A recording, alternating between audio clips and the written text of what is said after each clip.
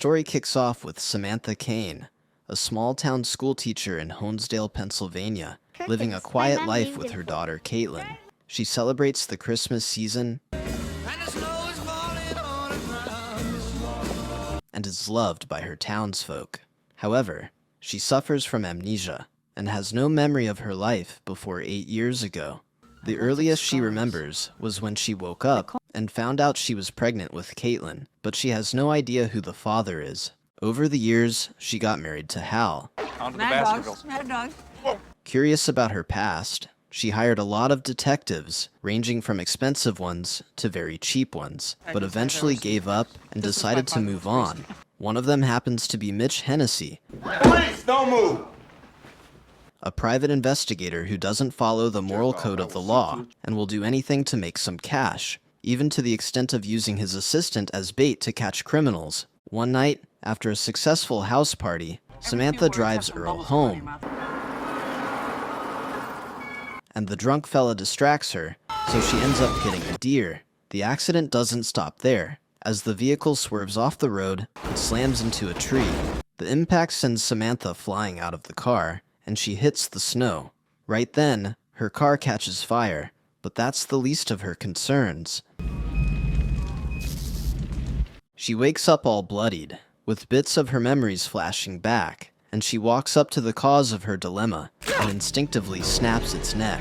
Around that period, One-Eyed Jack, a prisoner, sees Samantha on the news celebrating Christmas and immediately crashes out. Samantha is later found and taken to the hospital, where Hal checks up on her.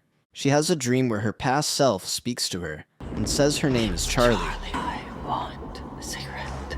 She warns Samantha that she'll be coming back, and there's nothing she can do about it. Mitch, on the other hand, visits his son Todd and gives him a present, but his ex-wife interrupts and ruins their playtime. The boy can't help but reject the gift because his mom warned him about his father's unclean hands.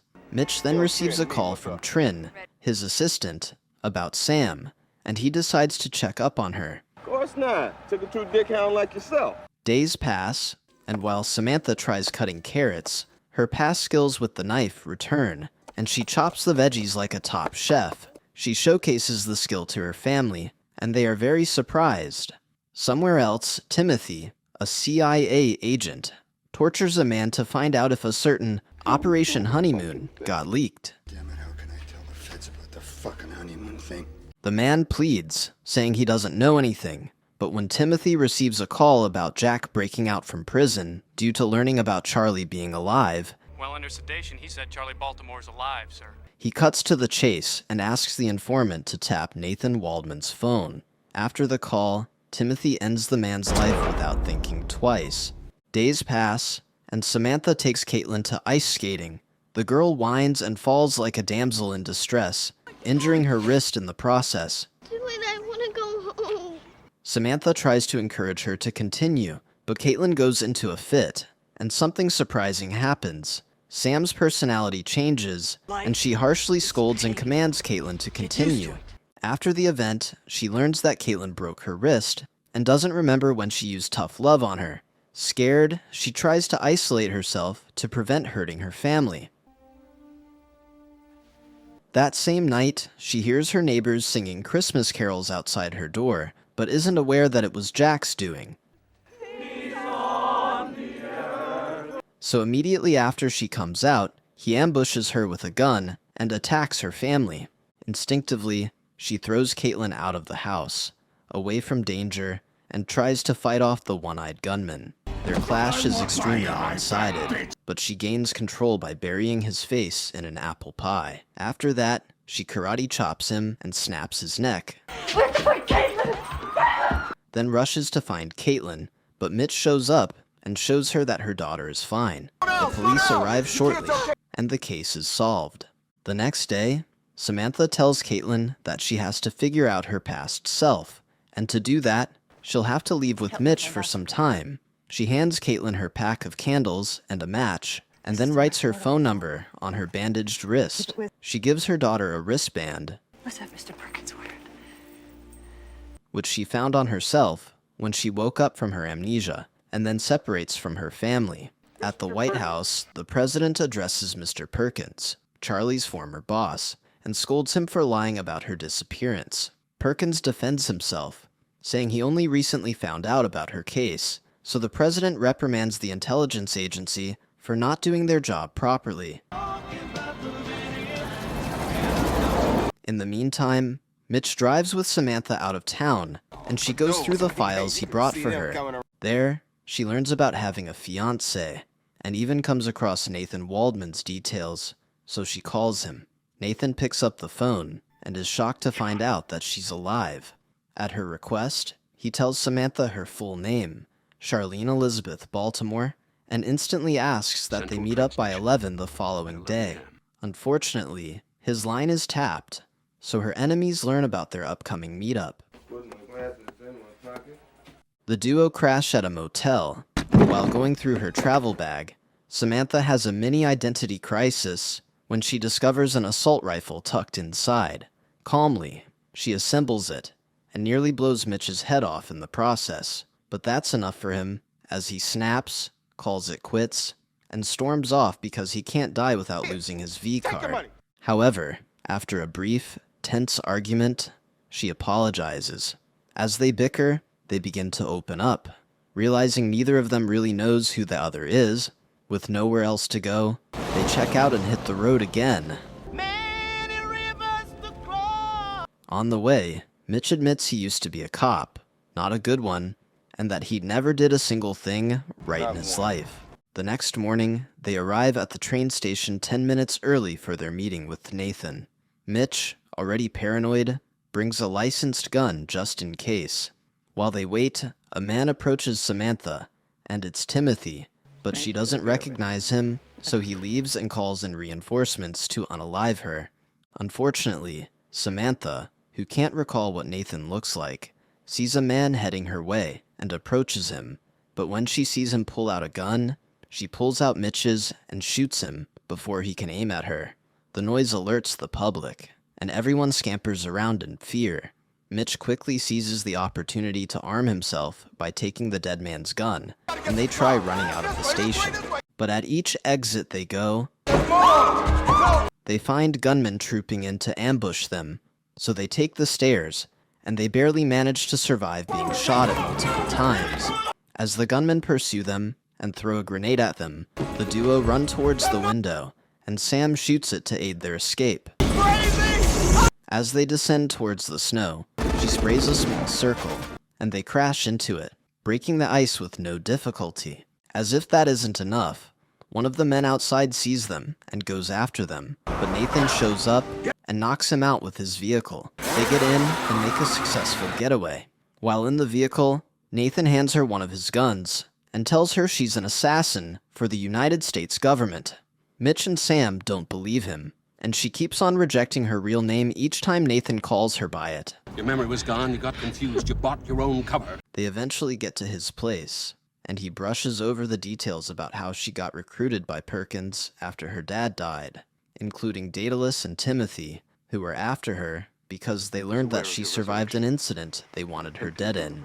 Mitch doesn't buy what Nathan says. Instead, he tells Sam not to believe him and calls the whole ordeal a setup. He then attacks Nathan, and Sam joins in, so they get in the car and drive off. Sam then concludes that they meet with her fiancé, so they drive to his place after learning of his address from the postcard. As soon as Luke sees her, he hugs and carries her, but Mitch points a gun at him and speaks to Sam privately, questioning her about the authenticity of her relationship with Luke for their safety.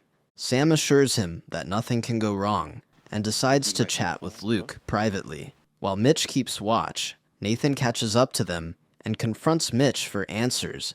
Together, they realize something's off, and that Luke is actually Deadliest, but before they can warn Sam,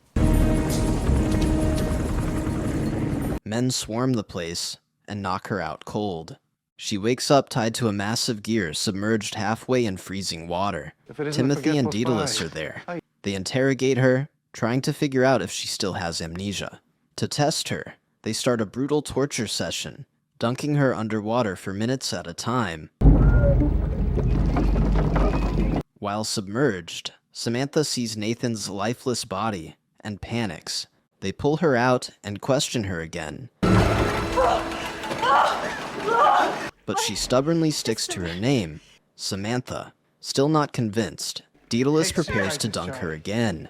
But just before she goes under, a flicker of her old self breaks through. In a cold, steady tone, she warns Daedalus to watch his back. He ignores it and plunges her in again. And that's when all her memories come crashing back. Being betrayed by Timothy, ambushed by Jack, stabbed in the eye, and falling off a cliff. Daedalus hauls her out of the water. But this time, it's not Samantha Caine staring back. It's Charlie, calm and deadly. I let you touch me, cowboy. She tells him she'll let him live if he cuts her loose, but he calls her bluff and shoves her under again. While underwater, Charlie fights to free one of her hands and reaches into Nathan's pants, where he'd stashed a Glock. The second she's pulled back up, she wastes no time to three-shot Daedalus's sorry ass, and he drops. She frees Mitch, and they make their escape. Later they hole up in a motel, and Charlie gives herself a full-blown makeover. When she steps out, Mitch is floored that she's bolder, slicker, a bit unhinged, and that Samantha might be gone. He asks about Samantha, but Charlie shrugs her off, calling that version of herself a fabrication. Mitch pushes back, arguing that he believes Samantha is still a part of her. When he asks what the next move is, Charlie answers by calling Perkins. She tells him she's taking out Daedalus, just like he asked, only a little late, and wants back in as an agent, but this time on her terms. While she's talking, Perkins secretly traces the call. Good Lord, girl, we've been looking all over. After hanging up, Timothy voices his concern that she knows about Operation Honeymoon, and Perkins gives the green light. They've got 24 hours to take her down before she blows the whole thing open. After her call, she meets Mitch outside, who plans to ditch her and run after noticing her new personality. A little experiment. If he was... But she breaks it to him that he'll be caught in no time, since Perkins must have traced all the recent calls coming from that phone. She takes him inside and prepares to go down on him, but Mitch shows Charlie her torn family photo and says she's simply trying to bury her other personality for good.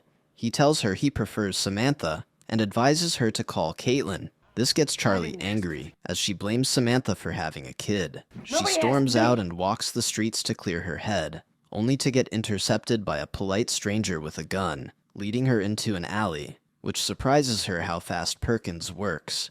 The man pulls his weapon, but Mitch shows up trying to be the hero. Were you always this stupid, or did you take lessons? I took lessons. But the fool fumbles, of course, and Charlie ends up saving them by taking out the entire enemy crew. Following that, they hijack a car, and while on the road, Mitch tells her she doesn't need him anymore. She agrees and shoves his dusty ass out mid-drive, but moments later, she circles back and picks him up, Get in! revealing that she's got a plan to flee the country, but needs his help cracking open a safe that holds her stash of money and fake IDs. The only issue is that the key to the box is in the bracelet she gave Caitlin. So, they head back to Honesdale. Charlie breaks into her old house, finds the bracelet, and pauses when she sees her family. There's a flicker of something, but she shakes it off. Outside, Mitch alerts her that Perkins's men are already closing in. He distracts them by driving around the neighborhood, while Charlie sneaks out and joins him for the getaway. She easily takes them out while ice skating, but her daughter gets captured by Timothy, so when he calls her So how far to the money? Hour tops. and asks for her location, she gives it to him. After the call, she tells Mitch everything, and he suggests tracing Timothy's location. So they head to a telephone company and have one of the staff trace Timothy right after he threatens to end her daughter if she doesn't do as he commands. They learn Timothy is in Niagara Falls, and she realizes that it's Operation Honeymoon. They head there and hide in the woods, where Charlie spots Timothy and Perkins. The latter sees Caitlin fast asleep and gives her a doll for Christmas. Timothy and Perkins plan to have a tanker blow up somewhere and get a Muslim to take the fall for it. I think I should go in first. Negative. Later that night, Charlie locks lips with Mitch before going on the suicide mission to rescue her daughter. She breaks into the house and manages to carry Caitlin out.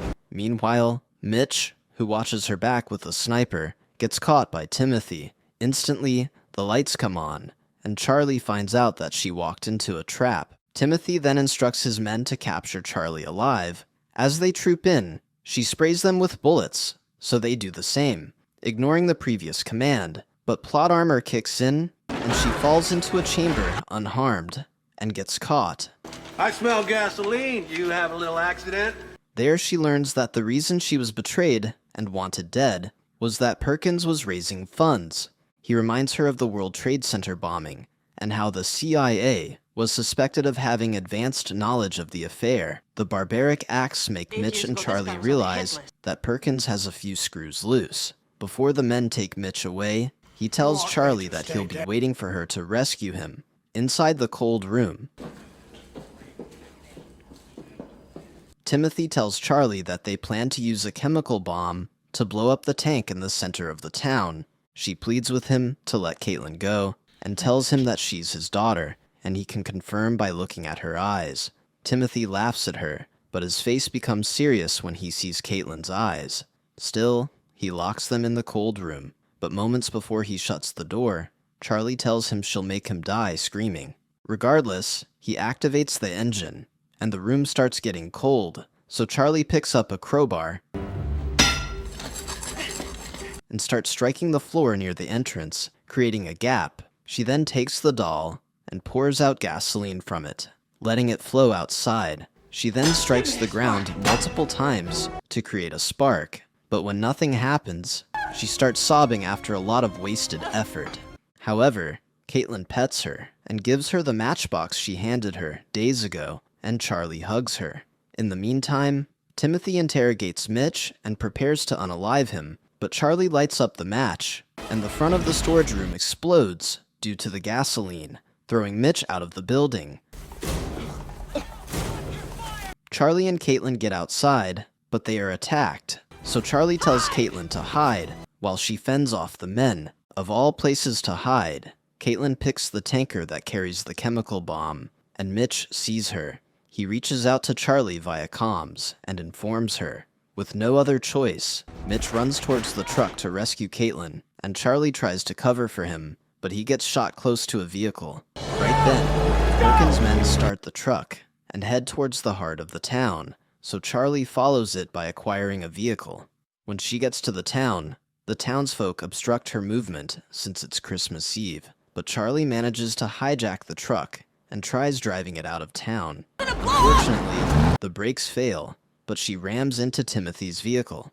Timothy gets out and attacks her. She lands some hits, and he loses his gun, so he takes out a knife to face her. Charlie goes weapon for weapon with him by picking up a chain and engaging him in combat. Their melee attacks don't last, as they lose their footing and nearly fall off the bridge. While clinging onto the mesh wall, Timothy finds his gun and shoots Charlie, but she pushes him off and struggles back up.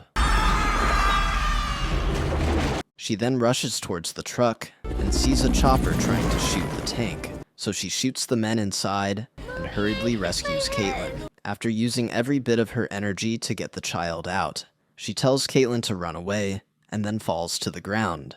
Caitlin turns around and goes back to meet her mother. She pleads with her to get up, but after seeing that her mom isn't responding, Caitlin scolds her with the same words she told her on the snow. So stand upright this minute, Bobby. Those words give Charlie strength, and she gets back on her feet. But by then, Timothy had found a chopper and made his way to the surface. He tries shooting her and the tank to blow it up, but she hides and uses a walkie-talkie to plead for help. The feds do not listen to her, but Mitch surprisingly shows up, tearing through their defense with a vehicle, and goes to save them. But Timothy keeps interrupting like a cog in a wheel. Frustrated, Charlie draws his attention, and she uses a hanging wire as a lever to get to his level before spraying holes into his body. Timothy falls and lands on the tank, and Charlie quickly gets away in Mitch's vehicle. The bloodied man drives away just in time to avoid being caught in the huge explosion that happens seconds later. It demolishes the bridge, but Mitch dodges the falling vehicles like it's raining Armageddon. He drives till he can't anymore, and checks to confirm if they are okay. Charlie then tells him not to die, and shows him the key to where she stashed the money. Hello? Miss Caine, I'm putting your call through to the... Days later, the President of the United States phones her and thanks her for the lives of the people she saved. He indirectly asks her if she'd like to work for the government, but she declines and asks him for a favor. Later, Mitch appears on the news after being appointed by the President. He fills the nation in on the crimes Perkins committed, and his family pays attention. As for Charlie, she enjoys her new place with her family and kills a noisy cricket from afar with a knife. The end. Thank you for sticking to the end of my video. Please do me the biggest favor by leaving a like, comment, and subscribe, and I hope to see you in the next video.